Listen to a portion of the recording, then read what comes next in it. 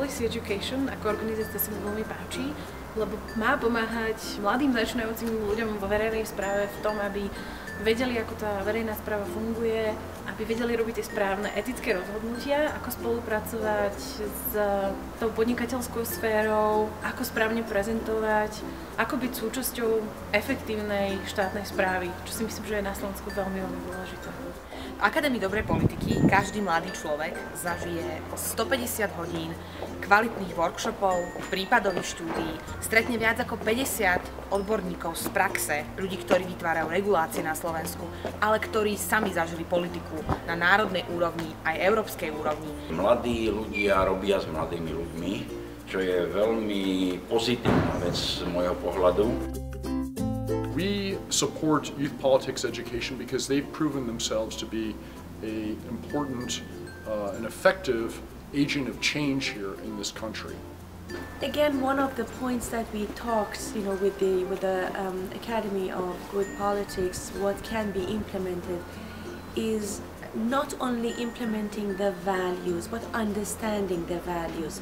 Because once we understand, for example, empathy, which is kind of disappearing from many societies, if we understand it, then we can implement it. And I always wished we could really individually, each one of us, understand these values to be able to implement them. Myslím, že táto akadémia vám dáva veľa vzácnych znalostí, kontaktov a pohľadov, ktoré možno nemáte tak možnosť získať v bežnom živote, lebo sa s tými ľuďmi, ktorí sa tam budete stretovať, nestretávate. Tak v prvom rade, lebo sú tu skvelí ľudia.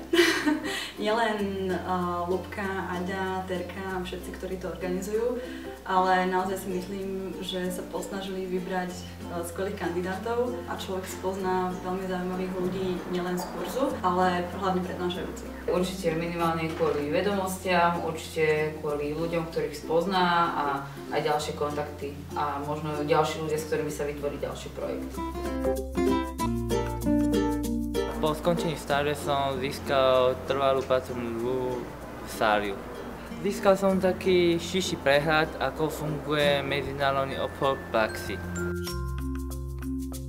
Napríklad to, keď oni ako študenti budú nespokojní s tým, kto ich učí, alebo v akých priestoroch musia sedieť, alebo že majú vysoké školné, tak sa zjednotia, alebo možno aj individuálne, a pokúsia sa efektívne svoje sťažnosti komunikovať tým kompetentným, a to je lobbying.